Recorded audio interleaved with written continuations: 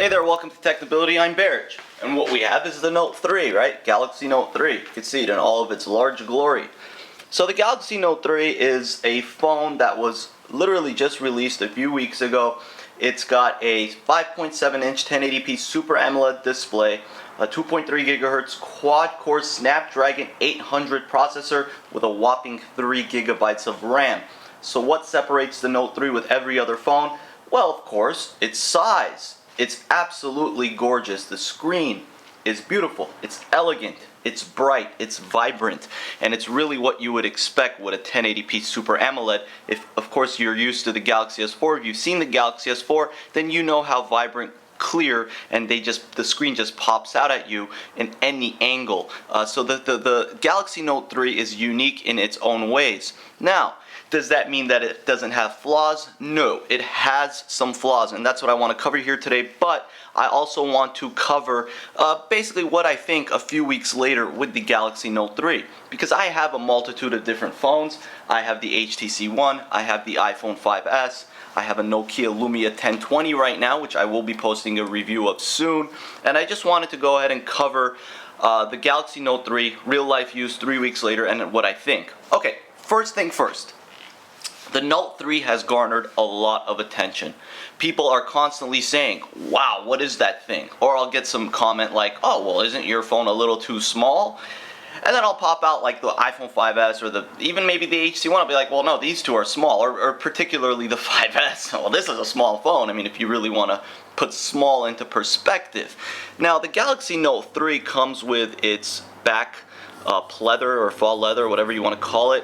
This is replaceable, so you can put a metal back plate, you could put a flip cover, and it basically keeps the elegance of the device in terms of its thinness and just overall feel of the device. You can add a multitude of different back plates, including metal back plates if that's what you're looking for particularly. So the Note 3 in itself is a very responsive device. You can pan through screens, you can browse the web, you can play games and download third-party apps, and you're really not going to have many issues. But there are a few issues in terms of the built-in Samsung apps, and the first one that I'm going to mention is Watch On. Now you're going to see under my Samsung apps there's something missing right there. That's Watch On. Now why is it missing? Because I've disabled it. So if you go here to uninstall disable and you click on any folder or any app, there's specific apps that you could disable. Now a lot of people are telling me that they're having issues with Watch On force closing on them left and right. And I don't know if this applies to Chat On as well. I haven't had Chat On issues, but in order to alleviate the issue, just go to the Samsung folder, or actually just go to the menu in the app drawer, click on uninstall disable apps, head to that folder, and just push that little minus right there and disable it. And at that point, you will not have any force closures with Watch On. I've done a multitude of tests. I've ran a bunch of different apps, and thus far I haven't had any issues with that. Now people are also reporting issues when swiping up for My Magazine when they disable it. So if you go here, actually, if you were to go to settings here and you were to click on open using the home key, you could disable that. Now some people are reporting that they're having issues after disabling it with force closes. Now if for the most part I haven't had any issues, but what I have done is I've allowed it to swipe up by swiping up from the home key. You can completely disable it if you're rooted or if you flash a custom ROM, of course, but for the most part it's an issue where you may want to think twice before completely disabling My Magazine, but you could go ahead and remove it from the home button and still have it, by swiping up on your home key, and you shouldn't have any issues with any force closing or any other bugs whatsoever in between. Now, other issues that you may come across are third-party apps crashing. Okay, now why do they crash? I don't know. Honestly, I don't know why exactly third-party apps crash. Specifically, Watch On was the one thing that continuously caused a bunch of bugs and errors. So after disabling Watch On, really, I've had no issues. My messages don't crash, my emails and browser doesn't crash. So it's been a lot better after disabling Watch On. So that's something that I think if you guys are having issues, go ahead and just disable it from the app drawer and you should be fine. Now, real life use. How do I feel about the Note 3? Is it too big? Well, you could see it in my hand, right? I mean, I have fairly decent sized hands, I suppose, medium sized hands. So in my hand, it's not the smallest device, but my good buddy, the Hood Tech Man, you could check him out. The Hood Tech Man came up with a good way of holding the device with one hand. So what you could do is separate your 4 fingers on the back and actually just utilize your thumb as such, and it just gives you a little bit more room to be able to play around with the device with one hand. So you can see how I'm doing this right here, and I could just kind of rotate my fingers from the top to the bottom of the device by just kind of adjusting it, and I can utilize the phone with one hand. So it's actually a nice little method. So you would actually have to hold the device from the back like this. I know this might seem kind of awkward at first, but as opposed to holding it like this, people usually hold the phone, you're not going to have access to the top. I mean, you could slide your finger all the way to the top, but you're not going to have ample access. So that's one way to go ahead and actually have a better grip on your device with one hand. So I would suggest that. Just kind of place your fingers on the back like this, and you can kind of just rotate around throughout the screen by moving your fingers up and down ever so slightly. Alright, so other features that I have come to appreciate are the folders. Now, I've always had issues with TouchWiz's folders because you can't just take an icon and drag it into another icon to create a folder. What you have to do, take the icon, go to create folder, and you have created a folder, and then you have to drag icons into that specific folder. Now, at first I didn't like this. Coming from Android or coming from Sense or stock Android, you're used to just taking an icon and dragging it into another icon, right? So after a while, I actually come to appreciate these folders. I like the way they look. They're very fast. You can see how fast they are. Moving apps around into the folder is fairly easy to do and fairly fast. You can see that. So everything is nice in terms of the folder. So I've come to appreciate it. I still would have loved to see Samsung basically just allow us to take an app and drag it into another app to create a folder. But for the most part, as of right now, it's fine. Now, in terms of slowdown or quote-unquote lag, I hate to use that word, by the way, guys, especially in relation to Android, so I don't want to use the word lag. But in terms of slowdown, I haven't really dealt with any. I've downloaded a multitude of third-party apps and games, and really it's still a very fast, very fluid, very comprehensive phone in terms of its speed. Now, of course, something else that I truly appreciate, and you can see this in my other Note 3 videos, is the S Pen. I am really a big fan of the S Pen. There's multiple different ways to use it, such as pen window, which I really like. You can have YouTube open, for example, in one pen window. You can minimize it, and you can open another pen window, and you can have the browser, for example, and you can minimize that. And then what you could do at the same time is open multi-window here, and you can actually have plenty of apps open at the same time. So there's the maps. Alright, we'll put gallery right there, for example. Okay, so let's go back here on gallery, screenshots, and you can see I could pinch in, pinch out.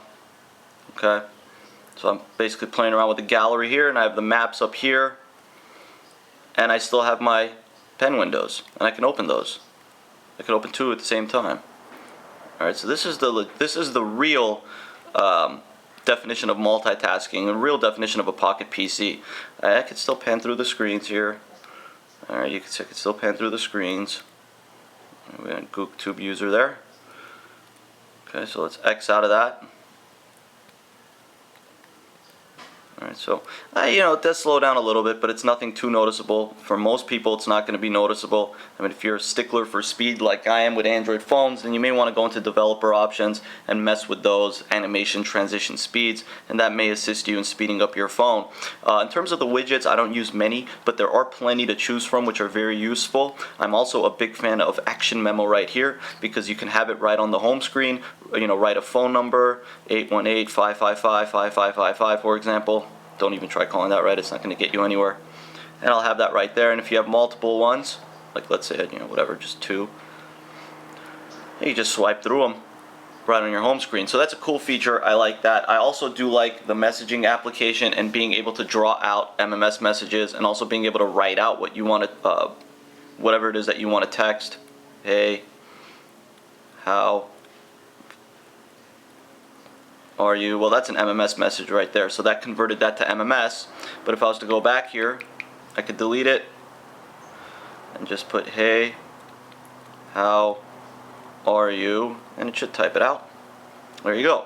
Of course, you can always use the microphone as well, and that you need good service for, or at least decent service. Hey, how are you? What's going on? What are you doing today? It's a really nice day outside. Do you feel like going to the beach? Question mark. Okay, and you can see that right there. So big fan of a lot of features on the Galaxy Note 3. I also do like S Health and all those other features. If you exercise, it's really comprehensive and detailed. S Health and all those other features are really nice. Now you can see there's other apps that you actually need to download certain attachments such as S Translator, Story Album, and whatnot, Sketchbook. So if you enter the app, it'll say you need to download 50 megabytes or whatnot. So that's there as well. That's a really good phone. The screen is gorgeous. The viewing angles on the screen are gorgeous. The entire phone itself is just a very nice feeling phone. Despite the fact that it's fairly large, it's still a really good phone. And we're going to go ahead and compare this to the One Max as soon as we get our hands on it. But I just wanted to cover a few of the things that I do like a few weeks after purchasing the Note 3. There's quite a few other things that I can mention, including the camera. The camera is obviously really nice. The quality on the camera is just really solid. You can just take simple pictures, flip it around, you say smile, and it'll take a picture for you. So a lot of features in the camera, the 4K recording, and all that good stuff as well. Now obviously it's a huge battery, right? It's over 3,000 milliamps in terms of its battery size. But I've had issues where it seems to drain fast. Now the great thing is that it charges really fast. It's a fast charging phone.